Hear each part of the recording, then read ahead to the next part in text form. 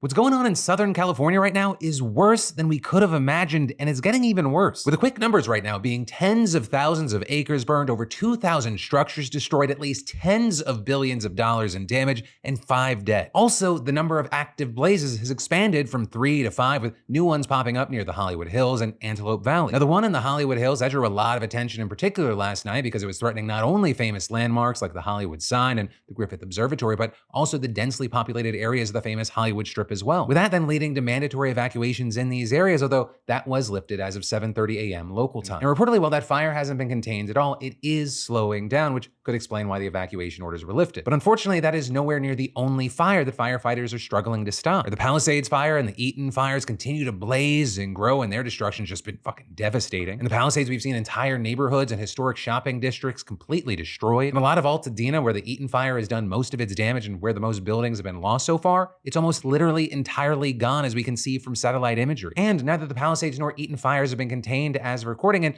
it's possible for a variety of reasons. Like, I know yesterday that we talked about there being hurricane force winds, but I don't think just saying it really conveyed just how crazy it is. I mean, this is what I mean. Those winds fling embers all over the place, and they send them flying, making it so that these fires move crazy fast. Which is also why if you're in the areas affected, like, you should get the fuck out when they say get out. Or when one's closing in, not only is it moving fast, but an ember can be thrown way ahead of you and start a new fire that cuts you off. And also, because of everything that we're seeing, it's led to discussions about how these fires have gotten so crazy, and it's led to this 5-month-old Joe Rogan comment going viral. I talked to a fireman once, and he goes, dude, one day, he goes, it's just going to be the right wind, and fire's going to start in the right place, and it's going to burn through LA all the way to the ocean, and there's not a fucking thing we can do about it. I go, really? He goes, yeah, we just get lucky. He goes, we get lucky with the wind. He goes, but if the wind hits the wrong way, it's just going to burn straight through LA, and there's not going to be a thing we can do about it. Because these fires are so big, dude. When they're talking about like thousands of acres that are burning simultaneously with like 40-mile-an-hour winds. And the wind's just blowing embers through the air, and those embers are landing on roofs, and those houses are going up, and they're landing on bushes, and those bushes are going up, and everything's dry.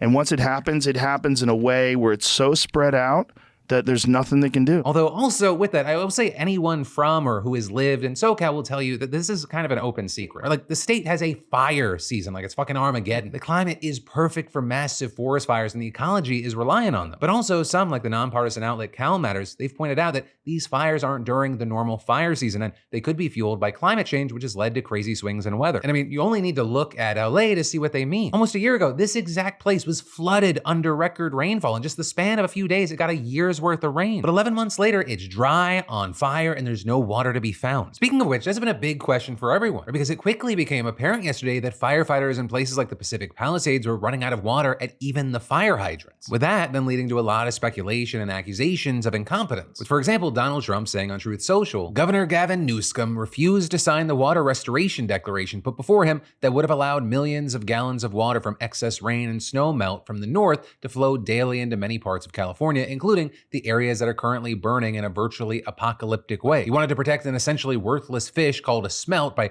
giving it less water. It didn't work, but didn't care about the people of California. Now the ultimate price is being paid. I will demand that this incompetent governor allow beautiful, clean, fresh water to flow into California. He is the blame for this. On top of it all, no water for fire hydrants, no firefighting planes, a true disaster. Now with all that, there are a number of things to dive into, like regarding the smelt. That is a small fish native to the San Francisco estuary and is endangered both statewide and federally. It's also considered what's known as an indicator species, meaning that the health of its population is a good sign for how healthy that ecosystem is. And for years now, their population has been declining, so efforts backed by Newsom to help the species have included limiting how much water is being diverted from that area to other parts of the state. All of which has been the source of a ton of lawsuits and legal battles, as many parts of the state are feeling the effects of not having enough water. Though this also, as some people have tried to debunk this as the reason for a lack of water, saying things like, the reason there is no water available in fire hydrants in LA is because the water lines have been broken or burned by the fire, so there is no water pressure, in addition to low water pressure due to 8 months of drought. Resist politicized accusations and conspiracy theories. However, that appears to be a bit of misinformation, as even LA officials were saying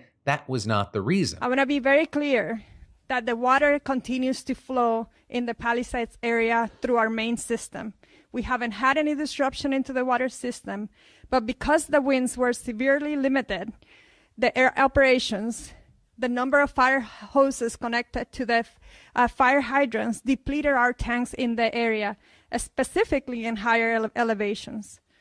We immediately implemented our contingency plans to provide water trucks to support our firefighters, and our crews are working on how to refill those tanks during this very moment. You also had LADWP's CEO and chief engineer saying earlier in the conference that this was not a case of the LADWP being unprepared. In preparation for the windstorm, LADWP activated its emergency preparation plans and filled all 114 available water reservoirs and storage facilities throughout the city, including the 3 1-million-gallon tanks in the Palisades area.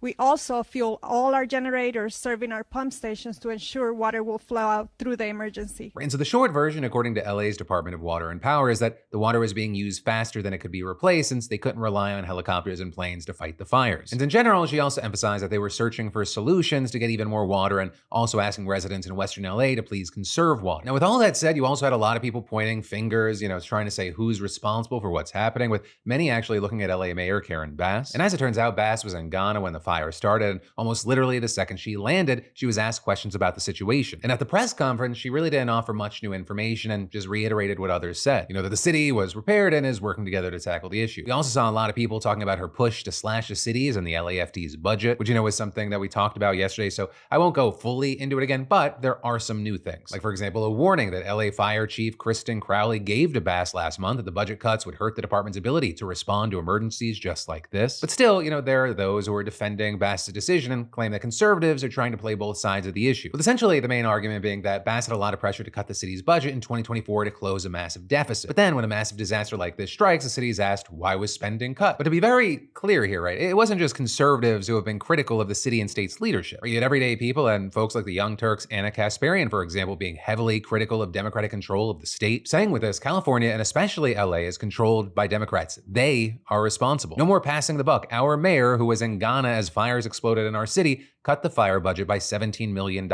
Endless amounts of money funneled to bullshit scammer homeless nonprofits. We're the highest taxed, yet we have encampments and squalor everywhere. Even worse, we don't have enough firefighters to respond to the absolute disaster we're experiencing right now. Rather than conserve the record rain we got last year, we just drained it into the ocean. We are a failing city run by a sick excuse for local government. You want to radicalize people against the modern Democratic Party? Send them to LA. Though that was not the only person or thing that was getting blamed for this disaster. With one of the big narratives being pushed around right now by accounts like Libs of TikTok being that LA Fire's leadership are DEI hires, and so with that also makes them incapable. They're saying, meet Los Angeles Fire Chief Kristen Crowley. She boasts about being the first female and LGBTQ fire chief in the LA Fire Department, promoting a culture of DEI is her priority. Does this make you feel safer? Though with that, you had plenty of people countering that Crowley being solely a DEI hire, that doesn't match with her career. Or with it being noted that she is a 22-year firefighter vet, she's done essentially every job within the field, including leadership positions like captain, battalion chief, assistant chief, fire marshal, and deputy chief. And actually, when she took her first firefighter exam in the late 90s, she was in the top 50 out of 16,000 applicants, with former Mayor Eric Garcetti, who appointed her, explicitly stating that she was appointed because of her credentials. Now also, with this, similar claims have been made about the head of the LADWP. Though again, you have people pointing to her extensive resume, noting that she was a Coast Guard commander for 15 years, including a 5-year stint working in incident management. And also, just before getting to the LADWP, she was a senior vice president in Pacific Gas, an electric company. However, I will say, separate from the whole DEI narrative thing,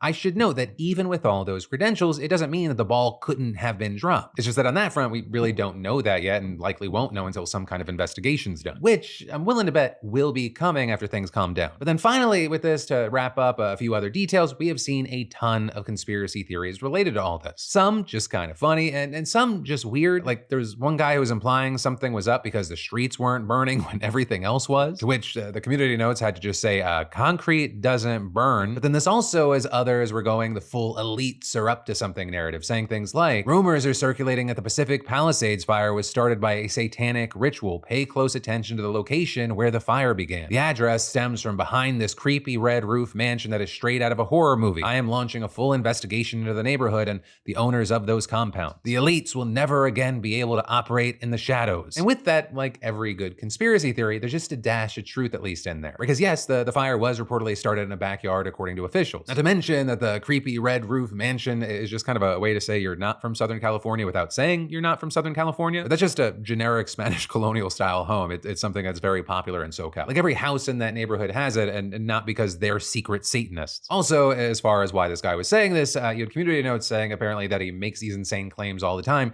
to generate ad revenue on his post, which is a common criticism of X's blue checkmark program. But with all of that said, how I'll close this is just by saying everything just feels crazy and chaotic there. If you are out there, please listen to the authorities, please be safe. And for now, we're just gonna have to wait to see what happens in this just devastating situation.